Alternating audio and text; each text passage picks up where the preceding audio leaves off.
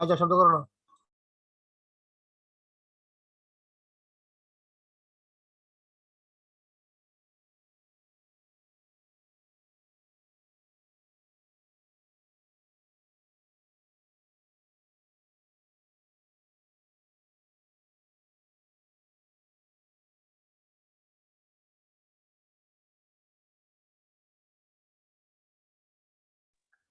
আসসালামু আলাইকুম।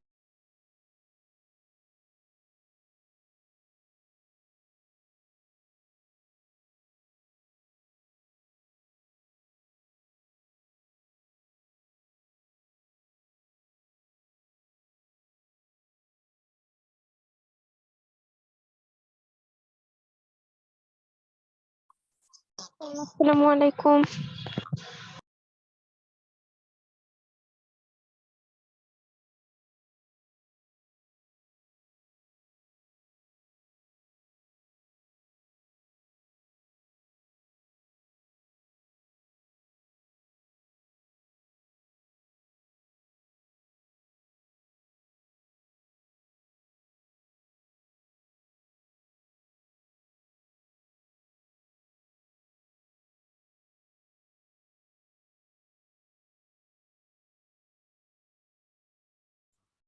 লামিয়া সুলতানা, তোমার রুল বলো, রুল।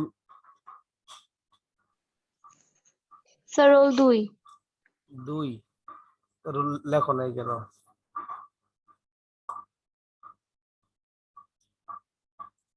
তোমরা সবাই জয়েন করার সময় যখন আইডিতে নাম লিখো, নামের পাশে রুল লিখবা। তোমরা জয়েন করার সঙ্গে সঙ্গে আমি তোমাদের অ্যাটেন্ডেন্সটা নিয়ে নিই, হ্যাঁ, হাজিরা দিয়ে দিই। তো যাদের রুল লেখা নাই পাশে, তখন তাদের তো আর হাজিরা দেওয়ার সুযোগ হয় না। সেজন্য রুলটা পাশে লিখে রাখবা। এই যে এখন জয়েন করেছো সুবাহা সিদ্দিকা, সুবাহা সিদ্দিকা, রুল বলো তোমার।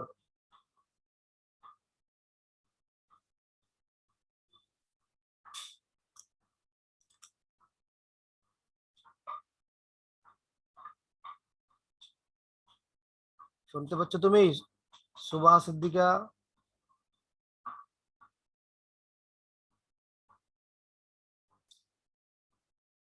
তো ঠিক আছে, আমরা আমাদের ক্লাস শুরু করে দিচ্ছি। যারা রুল লেখো নাই সে কিন্তু ক্লাস করার পরেও অ্যাবসেন্ট থাকবা, প্রেজেন্ট হতে পারবা না। তো ঠিক আছে, সবাইকে ধন্যবাদ যারা ক্লাসে আসছো। তোমাদের নিশ্চয়ই মনে আছে যে গত ক্লাসে আমরা হিসাব চ্যাপ্টার শুরু করেছিলাম পড়ানো, এবং তোমাদেরকে 2টা হিসাব ছক, খতিয়ানের ছক তোমাদের আমি এঁকে দেখিয়েছি। তোমাদের জন্য হোমওয়ার্কও ছিল, বলছিলাম যে তোমরা 2টা ছক আঁকবা বাসায়। তোমরা কি সেগুলো চেষ্টা করেছিলে?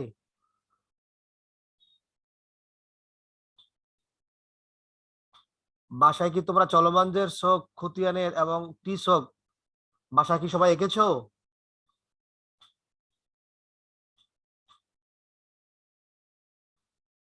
কথা বলো আনিশা।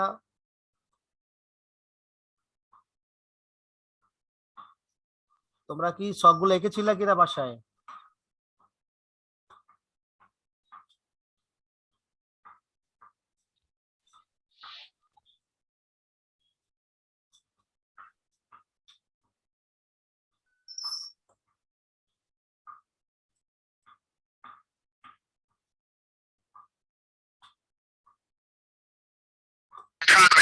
স্যার আসসালামু আলাইকুম।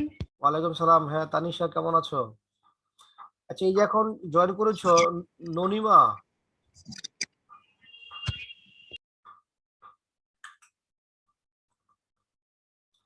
130 রুল লিখেছো ননিমা, 130 রুল কি আছে?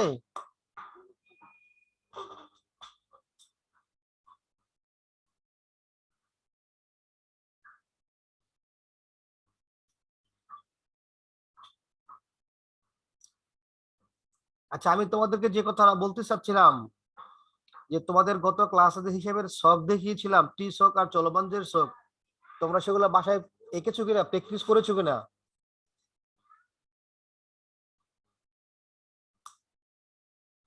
আরে কথা বলো না কেন?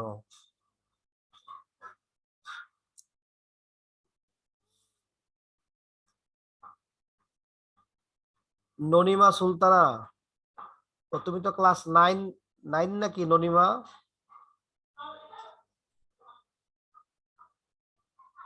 ননিমা সুলতানা,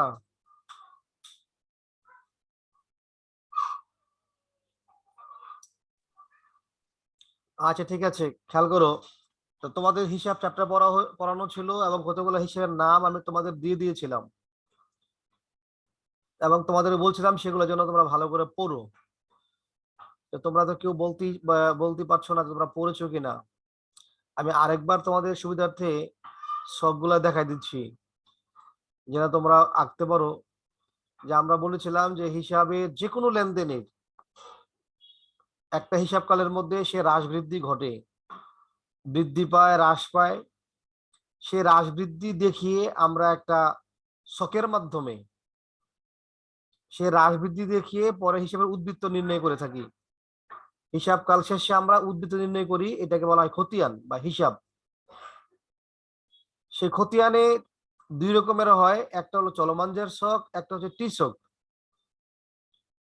এই মুহূর্তে স্ক্রিনে যে ছকটা তোমরা দেখতে পাচ্ছ লেখা আছে হিসাবের নাম চলমান জের ছক। চলমান জের ছকের গড়গুলো হচ্ছে তারিখ, বিবরণ, জাবেদা পৃষ্ঠা, ডেবিট টাকা, ক্রেডিট টাকা। এরপর আছে জের বা উদ্বৃত্ত, সেটা ডেবিট জের এবং ক্রেডিট জের। এ হলো চলমান জের ছকের খতিয়ানের ছক।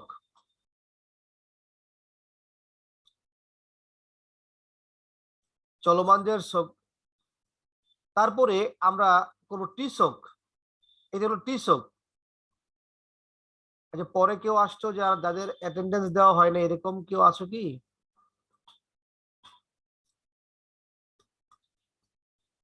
সুবাহা সিদ্দিকা, তো আমি তোমার প্রেজেন্ট দেইনি, তোমার রুল এখানে নাই, এই জন্য দেওয়া হয় নাই।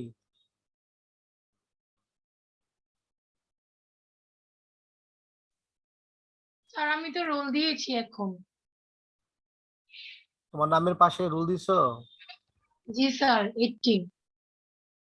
18, হ্যাঁ এখন দিয়েছো, ঠিক আছে। জি স্যার। 18। আর এই যে নৌনিমা সুলতানা, তুমি 130 রুল লিখেছো, 130 রুল কি আছে?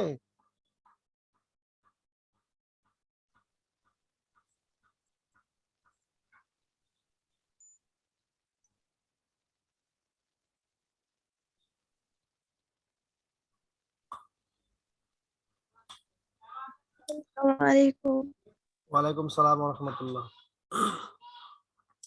আচ্ছা, তাহলে খেয়াল করতে দেখো যে আমরা এবার যে ছকটা তোমাদের সামনে দেওয়া আছে এটার নাম হচ্ছে টি ছক। টি ছকের খতিয়ান দুই দিকে ডেবিট ক্রেডিট দুইটা দিক থাকে। প্রত্যেকটা দিকে ডেবিট দিকে 4টা ঘর, ক্রেডিট দিকে 4টা ঘর, এরকম ঘর উল্লেখ থাকতে হয়। আর সেই 4টা ঘর কি কি? তারিখ, বিবরণ, জাবেদা পৃষ্ঠা, টাকা। তারিখ, বিবরণ, জাবেদা পৃষ্ঠা, টাকা, 4টা করে 8টা ঘর, এলো টি ছক। আর উপরটা যে দেখাইছিলাম তোমাদেরকে চলমান জের ছক, এটা ছিল চলমান জের ছক, আর এটা হলো টি ছক। এইভাবে তোমাদের খতিয়ানের ছকগুলো আঁকতে পারতে হবে। এবং এই ছকগুলো তোমাদের গত ক্লাসে দেখিয়েছিলাম, আজকে তোমাদের সেটা ফিডব্যাক দেওয়ার কথা ছিল যে তোমরা এঁকে দেখাবা। তো তোমরা এঁকেছো কিনা, বাসায় প্র্যাকটিস করেছো কিনা, তোমরা কেউ কিছু তো বললা না। তোমরা কি পারো কিনা ছক দুটো আঁকতে?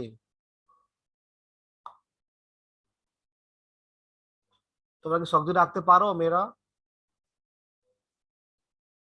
স্যার আমি আগে ক্লাস করতে পারিনি, তার জন্য করিনি। আচ্ছা ঠিক আছে, তাহলে আজকে ক্লাসটা খেয়াল রেখো এবং আজকে যেটা দিয়েছি এটা ভালো করে দেখো, দেখে এই ছকগুলো আঁকবা। খতিয়ানের ছক কিন্তু আঁকতেই পারতে হবে। খতিয়ানের ছক আঁকতে না পারলে খতিয়ান করতে পারবো না। ওকে এবং স্যার। আজকে কিন্তু হিসাব চ্যাপ্টার শেষ করে আমরা আগামী ক্লাস থেকে জাবেদা পড়াবো, জাবেদা শিখবো।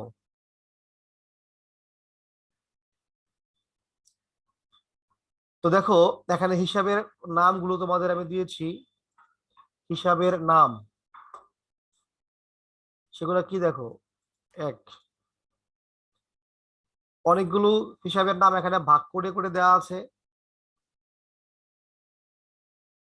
গত ক্লাসে এই চাপটা শেখানো হয়েছিল, আজকে আবার আমি বলতেছি। প্রথমে আছে দায় হিসাব। তো দায় হিসাবের মধ্যে রয়েছে ঋণপত্র বা ডিবেঞ্চার। ঋণপত্র ইংরেজিতে বলা হয় ডিবেঞ্চার। এগুলো হচ্ছে দায় হিসাব। দায় মানে কি?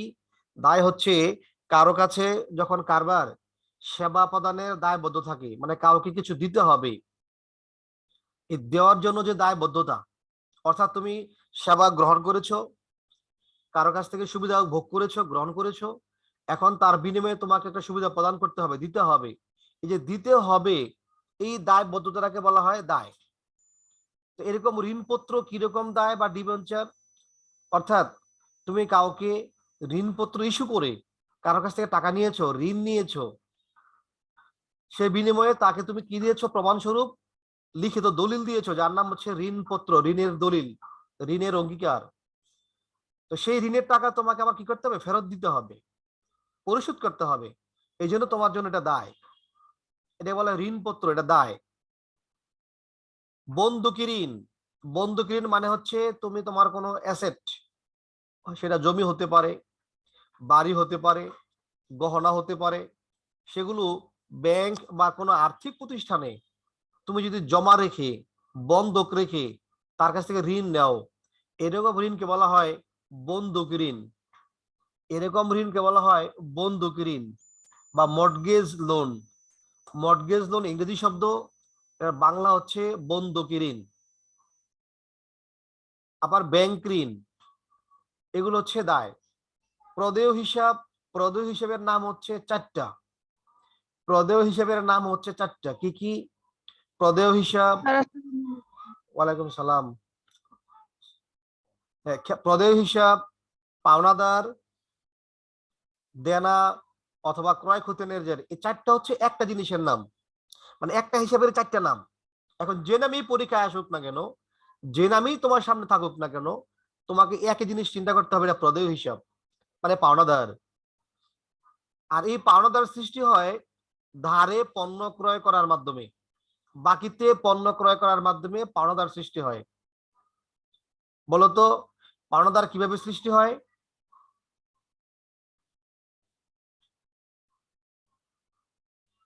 পাওনাদার কিভাবে সৃষ্টি হয় বলো?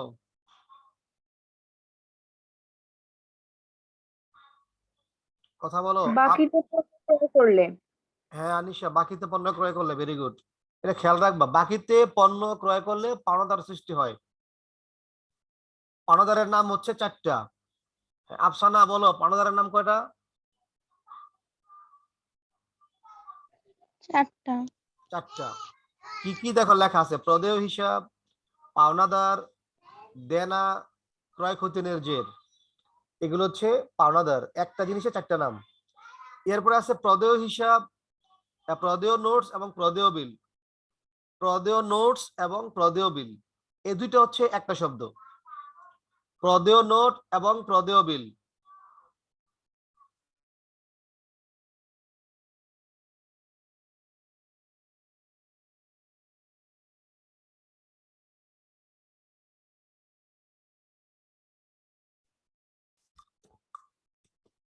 তো দেখো, প্রদেয় নোট আর প্রদেয় বিল এই দুইটা হচ্ছে এক শব্দ।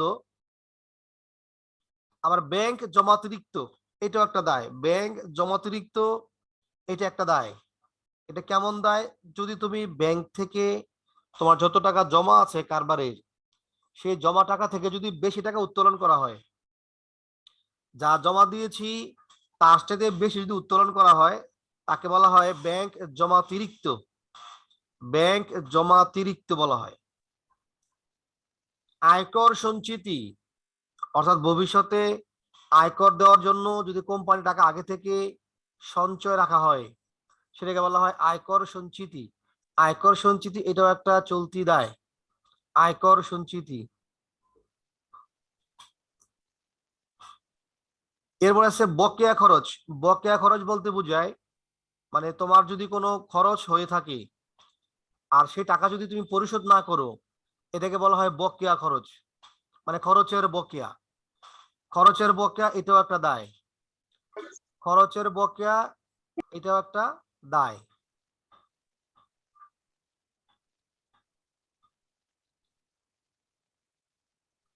ঠিক আছে, খরচের বকেয়া। যেমন মনে করো তোমার ব্যবসার মধ্যে যিনি চাকরি করেন ম্যানেজার, তো ম্যানেজারের মাসে বেতন হচ্ছে ধরো 20,000 টাকা। তো তুমি যদি, যে মাসটা চলে গেল জানুয়ারি মাস, সেই জানুয়ারি মাসের বেতন তুমি এখনো দাও নাই, তো না দিলে পরে তোমার জন্য এটা কি হয়ে গেল, বকেয়া হয়ে গেল, বাকি হয়ে গেল। এই বকেয়া খরচ এটা কারবারের জন্য একটা দায়। আবার অগ্রিম আয়, কোন আয় যদি আয় হওয়ার আগেই টাকাটা অ্যাডভান্স নেওয়া হয়, অগ্রিম নেওয়া হয়, এটাকে বলা হয় অগ্রিম আয়। যেমন মনে করো তোমার বাড়িতে যারা ভাড়া থাকেন, ভাড়াটিয়া, তো ভাড়াটিয়ার কাছ থেকে তুমি যদি 1 বছরের ভাড়া অ্যাডভান্স নাও, 1 বছরের ভাড়া যদি তুমি অ্যাডভান্স নাও, যে ভাড়া তুমি এখনো থাকো নাই, ওই বাড়িতে থাকো নাই, কিন্তু ভাড়া নিয়েছো, যিনি অ্যাডভান্স দিয়েছেন সে তোমাকে 1 বছরের ভাড়া তোমাকে অ্যাডভান্স দিয়েছে। তো এরকম অ্যাডভান্স ভাড়াকে, অগ্রিম ভাড়াকে যদি অ্যাডভান্স নেওয়া হয়, এটা দায় বলা হয়। কারণ তার কাছ থেকে আমি টাকা নিয়েছি, বা তাকে আমি এখনো কি করি নাই, বাড়িটা দেই নাই থাকার জন্য, অথবা সে থেকেছে 1 মাস, সে ভাড়া দিয়েছে 1 বছরের, সুতরাং এটা হচ্ছে কারবারের জন্য দায়। এটা কারবারের জন্য এটা কি দায়। বুঝতে পেরেছো? তাহলে দায় আছে, তুমি এখানে যে দায়গুলো লেখা আছে এগুলোকে চিনে রাখবা, এগুলো দায় হিসাব। 9টা দায় লেখা আছে: ঋণপত্র, বন্ধকি ঋণ, ব্যাংক ঋণ, প্রদেয় হিসাব, প্রদেয় নোটস, ব্যাংক জমাতিরিক্ত, আয়কর সঞ্চিতি, বকেয়া খরচ, অগ্রিম আয়, এগুলাকে বলা হয় দায় হিসাব। যারা আগের ক্লাস স্যার, করেছো তাদের কাছে মনে হতে সঞ্চিতি পারে। কি হবে? হ্যাঁ আনিশা, কিছু বলেছো? দেনা সঞ্চিতি হিসাবটা কোন হিসাবের মধ্যে আসবে? দেনা সঞ্চিতি, জি স্যার। দেখো দেনা মানে হচ্ছে কি, এখানে দেনা বলতে কি বুঝেছি, পাওনাদার। দেনা বলতে কি বুঝেছি, পাওনাদার। পাওনাদার। তো দেনার জন্য যদি সঞ্চিতি রাখা হয়, তো দেনা মানে হচ্ছে আমাদের দায়। দেনা মানে হচ্ছে কি দায়। সেই দেনার জন্য যদি সঞ্চয় রাখা হয়, টাকা ভবিষ্যতে দেনাদার পাওনাদারের কাছ থেকে টাকা পরিশোধ করতে হবে না, এই সেন্সে যদি আমরা সঞ্চয় রাখি, এটাকে বিপরীত দায় বলা হয়। এটাকে বলা হয় বিপরীত দায়। কথা বুঝছো না বুঝো নেই?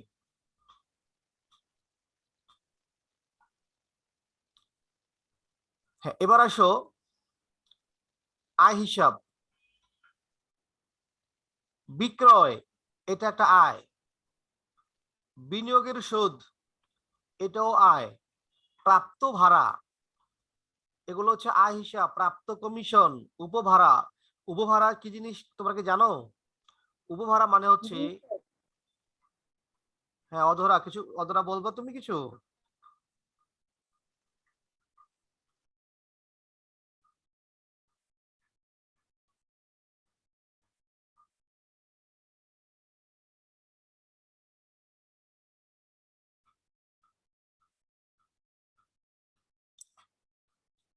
আচ্ছা খেয়াল করো, উপভাড়া মানে হচ্ছে তুমি যদি একটা ধরো 3 রুমের একটা বাসা ভাড়া নিয়ে তুমি ব্যবসা করতেছো, এখন দেখা যাচ্ছে তোমার 3টা রুম দরকার হয় না, তোমার 2টা রুম হইলেই হয়, 2 রুমে তুমি ব্যবসা করতে পারতেছো।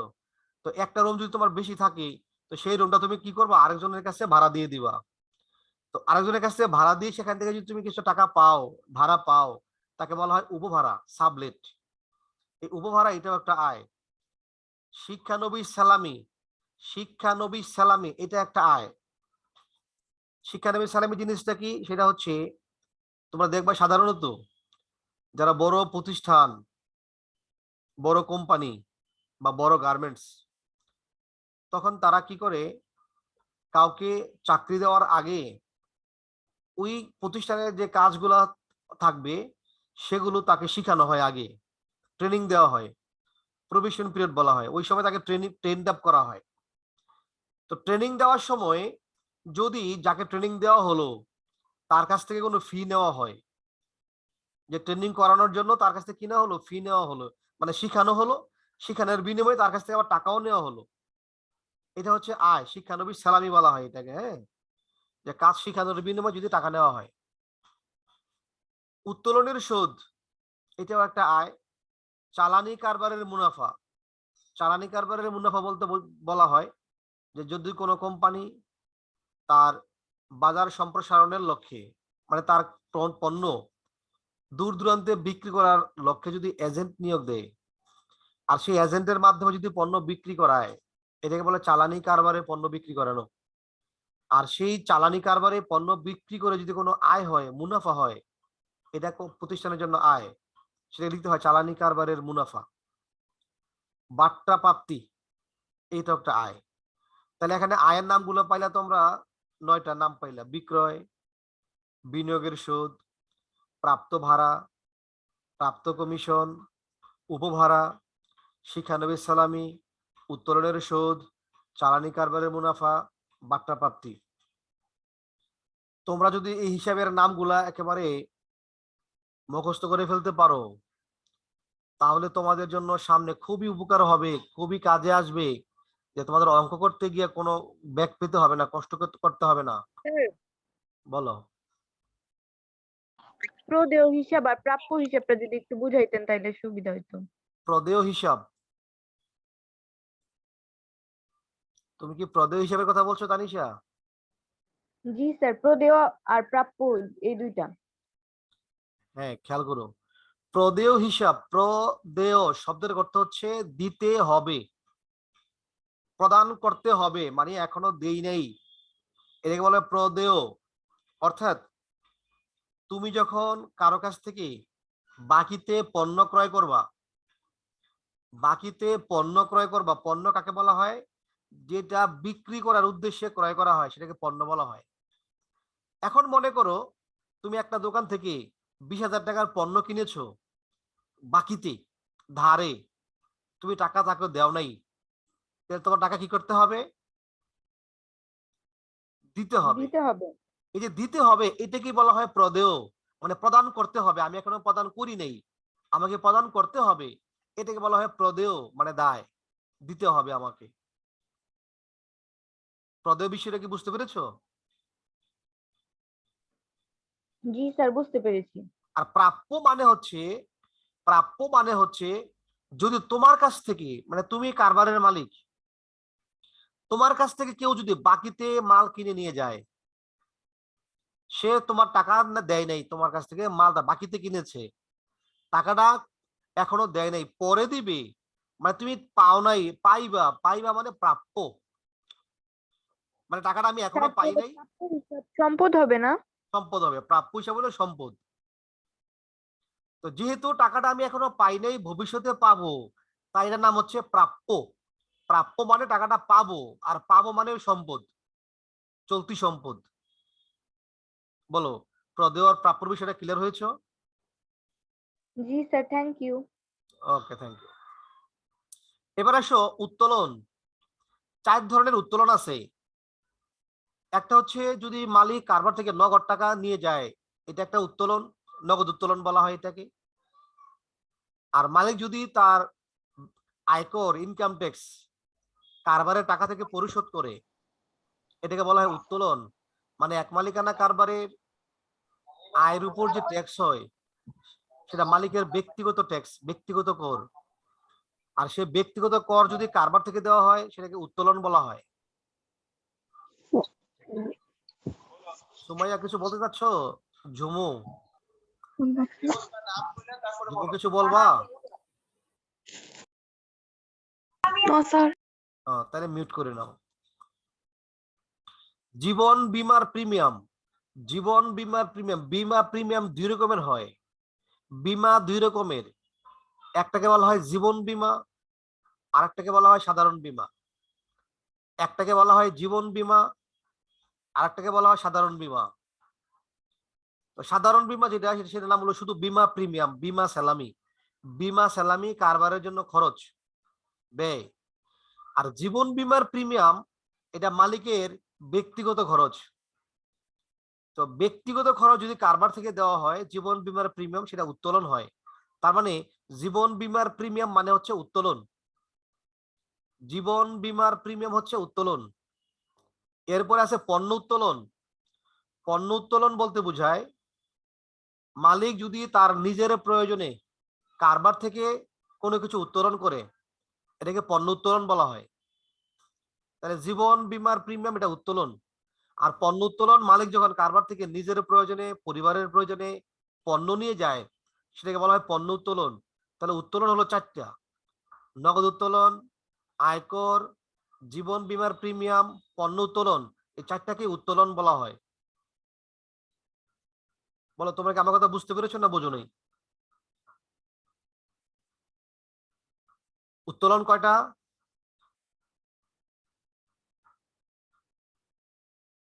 লামিশা, লামিশা বলো, উত্তোলন কয়টা?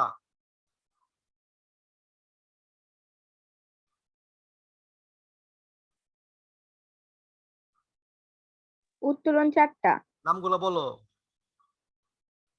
নগদ উত্তোলন, আয়কর, জীবন বীমা প্রিমিয়াম আর পণ্য উত্তোলন। ভেরি গুড, মুখস্থ রাখবা। আসমা ইউসুফ মাইশা, তোমার রুল লেখো নাই কেন? আসমা ইউসুফ মাইশা,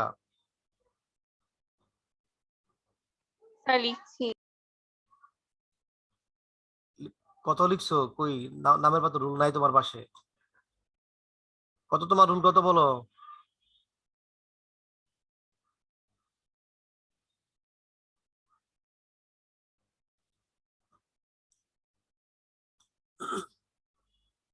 আচ্ছা, তারপরে খেয়াল করো, এরপরে মূলধন। মূলধন তো কারবারের মধ্যে মূলধন নামে থাকে, অতিরিক্ত মূলধন নামে থাকে।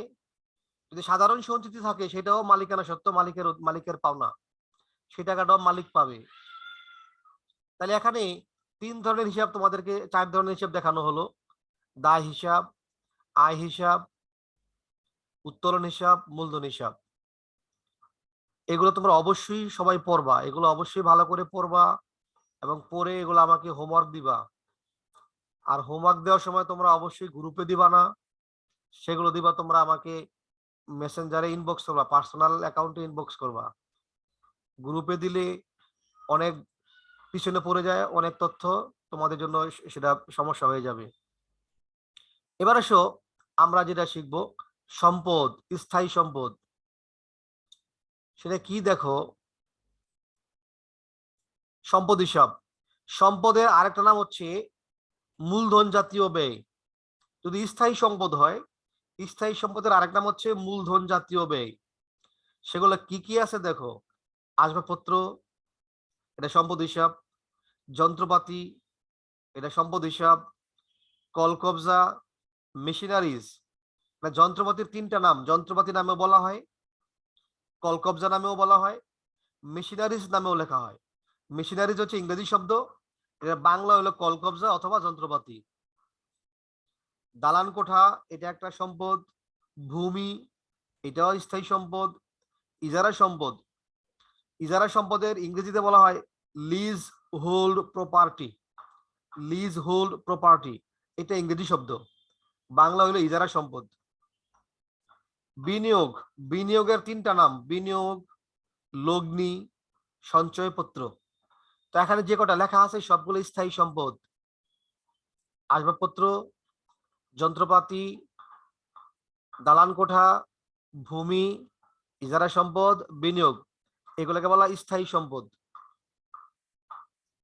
আর নিচে যেগুলো আছে অস্পর্শনীয় সম্পদ, এগুলো স্থায়ী সম্পদ বাট অস্পর্শনীয়। ট্রেডমার্ক, বাংলা বলা হয় বাণিজ্যিক চিহ্ন। ট্রেডমার্কের বাংলা হচ্ছে বাণিজ্যিক চিহ্ন। কপিরাইট, সুনাম, পেটেন্ট, প্রেমিসেস। প্রেমিসেসটা অস্পর্শনীয় না, দ্বারা আমি এটা কেটে দিচ্ছি।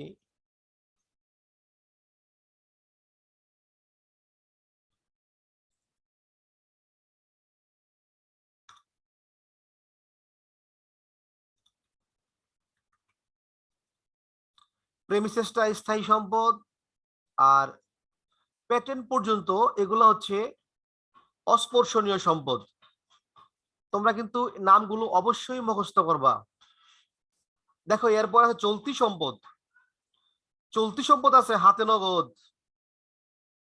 ব্যাংকে জমা, প্রাপ্য হিসাব। প্রাপ্য হিসাবেরও 4টা নাম: প্রাপ্য হিসাব, দেনাদার, পাওনা, পুস্তক ঋণ, বিক্রয় খতিয়ানের জের। তাহলে প্রাপ্য হিসাবের নাম হলো 5টা, মোট 5টা প্রাপ্য হিসাব সহ 5টা নাম। কি কি? প্রাপ্য হিসাব, দেনাদার, পাওনা, পুস্তক ঋণ ও বিক্রয় খতিয়ানের জের, এগুলোকে বলা হয় প্রাপ্য হিসাব। প্রাপ্য নোটস বা প্রাপ্য বিল, এটাও চলতি সম্পদ। সমাপনী মজুদ, বিক্রয়যোগ্য সিকিউরিটিজ। দেখো আমি কিন্তু খুব সুন্দর করে সবগুলাকে একবারে ভাগ করে করে কোনটা কোন জাতীয় সম্পদ, কোনটা চলতি সম্পদ, কোনটা স্থায়ী সম্পদ, এগুলো আলাদা করে লিখেছি। তোমরা যদি এগুলা একটু কষ্ট করে মুখস্থ করে নাও, ভালো করে শিখে নাও, তাহলে তোমার জন্য কিন্তু রেওয়া মিল করা সহজ হবে, জাবেদা করা সহজ হবে, মানে সব কাজই সহজ হবে। এই জন্য আমি তোমাদেরকে বলবো তোমরা একটু ভালো করে পড়বা, ঠিক আছে? আনিশা বলো, চলতি সম্পদ কটা লিখেছি এখানে? নামগুলো পড়ো তুমি, আনিশা। হাতে নগদ, ব্যাংকে জমা, প্রাপ্য হিসাব, দেনাদার, পাওনা, পুস্তক ঋণ, বিক্রয় খতিয়ানের জের, জি, প্রাপ্য নোট, প্রাপ্য বিল, সমাপনী মজুদ, বিক্রয়যোগ্য securities. Security. Very sir good. এটাই বলো। প্রেমিসেস কি? হ্যাঁ, কোনটা প্রেমিসেসটা কি? কোনটা? এই যে মূলধন হিসাবে যে লাস্টেরটা প্রেমিসেস বা প্রাঙ্গণ, এটা কি? প্রেমিসেস বা প্রাঙ্গণ তুমি দেখবা সাধারণত বড় বড় যে কারখানা থাকে, ফ্যাক্টরি থাকে, কেমন? এই ফ্যাক্টরির সামনে যদি কোনো ফাঁকা জায়গা থাকে, খোলা জায়গা, যেটাকে আমরা মাঠ বলি, উঠান বলি, মানে ফাঁকা জায়গা, এই জায়গাটাকে প্রাঙ্গণ বলা হয়। প্রাঙ্গণের ইংরেজি শব্দ হলো প্রেমিসেস। অর্থাৎ ফ্যাক্টরির সামনে, কারখানার সামনে বা কোম্পানির সামনে যদি ফাঁকা জায়গা থাকে, খালি জায়গা, এই খালি জায়গাটাকে বলা হয় প্রেমিসেস, প্রাঙ্গণ বলা হয়, মানে উঠান বলা হয়, মাঠ বলা হয়, ঠিক আছে? এটা একটা স্থায়ী সম্পদ,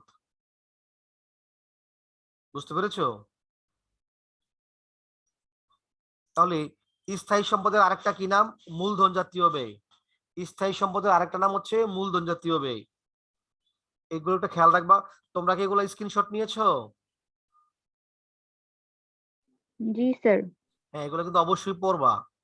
দেখো এবার লিখছি ব্যয় হিসাব, ব্যয়ের নাম লিখেছি। ব্যয়, ব্যয়কে আরেক নাম হচ্ছে মুনাফা জাতীয় ব্যয়। শুধু ব্যয় বলতে পারো, মুনাফা জাতীয় ব্যয় বলতে পারো।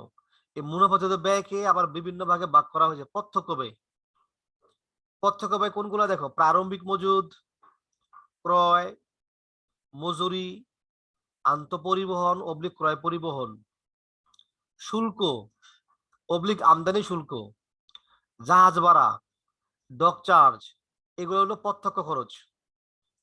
এরপর আসছে পরোক্ষ ব্যয়। পরোক্ষ ব্যয়কে আবার ভাগ করা হয়েছে পরিচালন ব্যয়। পরিচালন ব্যয় কোনগুলো?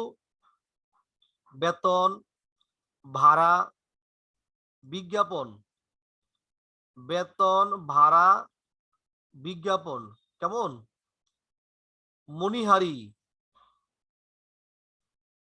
অনাদায়ী পাওনা অবলিক কুরিন, অনাদায়ী পাওনার আরেকটা হচ্ছে কুরিন, কমিশন, বিক্রয় পরিবহন, রপ্তানি শুল্ক, অবচয়, বীমা সালামি, বার্তা প্রদান, দপ্তর খরচ, প্যাকিং খরচ, যোগাযোগ খরচ, কর ও অভিকর। কর ও অভিকর শব্দ হচ্ছে কর ও অভিকর অথবা রেটস। অপরিচালন ব্যয় শিক্ষানবিশ ভাতা, আগুনে বিনিষ্ট ক্ষতি, মূলধনের শোধ, ঋণের শোধ, ব্যাংক চার্জ। Bank charge. অপরিচালন আয়, বিনিয়োগের শোধ, উপভাড়া, শিক্ষানবিশ সালামি, উত্তোলনের শোধ। পরিচালন আয়, চালানি পণ্যের মুনাফা, প্রাপ্ত কমিশন, বার্তা প্রাপ্তি। এই হলো সমস্ত হিসেবের নামগুলো আমি তোমাদের লিখে দিয়েছি। যদি এই নামগুলো তোমরা পড়তে পারো, ভালো করে শিখো, তাহলে তোমার হিসাব চ্যাপ্টার থেকে যদি প্রশ্ন আসে তুমি নিঃসন্দেহে ইনশাল্লাহ অ্যান্সার করতে পারবে। সুতরাং তোমরা এগুলো ভালো করে পড়বা। পড়ে বলো এই পর্যন্ত যেগুলো বলেছি যে হিসাবের নামগুলো, ব্যয়, এখানে সম্পদ, এখানে 4 ধরনের হিসাব। তোমাদের কোনটা সম্পর্কে কারো কোনো প্রশ্ন আছে? কোন হিসেবের নাম বুঝো নাই, এরকম কারো কোনো প্রশ্ন আছে কি?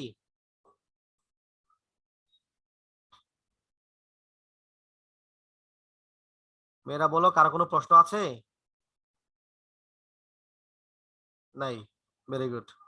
না থাকলে পরে তোমাদের জন্য একটা হোমওয়ার্ক থাকবে। দেখো, এই যে একটা আমি ম্যাথ দিয়েছি, এটা সবাই স্ক্রিনশট দিয়ে নাও। এটা তোমাদের জন্য থাকবে হোমওয়ার্ক। এখানে এই নামগুলো পড়ে নিচের ক, খ, গ এই 3টা প্রশ্নের উত্তর দিবা। ক, খ, গ এই 3টা প্রশ্নের উত্তর দিবা সবাই। স্যার পারবা না এটা করতে? কত অধ্যায় ছিল? এটা অধ্যায় তোমাদের 6, অধ্যায় 6।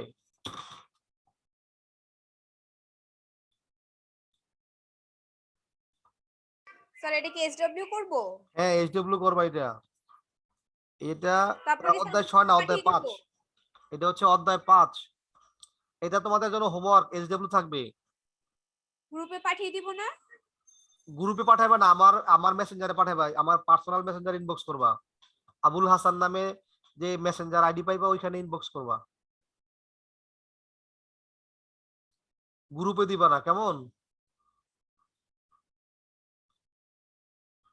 প্রশ্নটা কি সবাই নিয়েছো, স্ক্রিনশট নিয়েছো? জি স্যার নিয়েছি। দেখো, একবার পড়ে দেখো, যদি কোনো প্রশ্ন থাকে আমায় প্রশ্ন করতে দেখতে পারো। যদি কোনো প্রশ্ন আছে কিনা, কোনোটা পারো না এরকম আছে কিনা দেখো। দেখে যদি মনে হয় যে বুঝো না, তুমি এখন বলো, আমি বুঝিয়ে দিচ্ছি। তারপরে এটা হোমওয়ার্ক করে তোমরা আমাকে মেসেঞ্জারে ইনবক্স করবা, আমার পার্সোনাল মেসেঞ্জারে।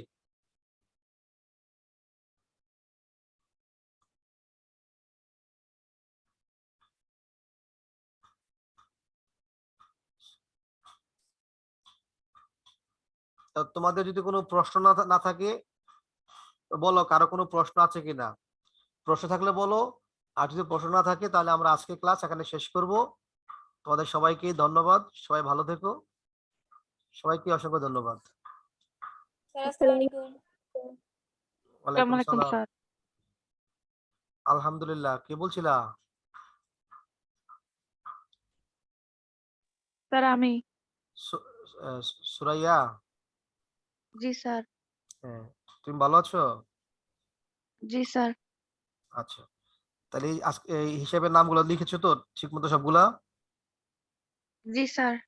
ওকে, এগুলো ভালো করে করে হোমওয়ার্ক করে পরে হোমওয়ার্ক জমা দিবা, কেমন? Okay sir. Okay, thank you. আসসালামু আলাইকুম। ওয়ালাইকুম সালাম ওয়া রাহমাতুল্লাহ।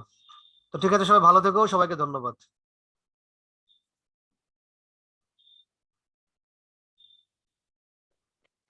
আসসালামু আলাইকুম স্যার।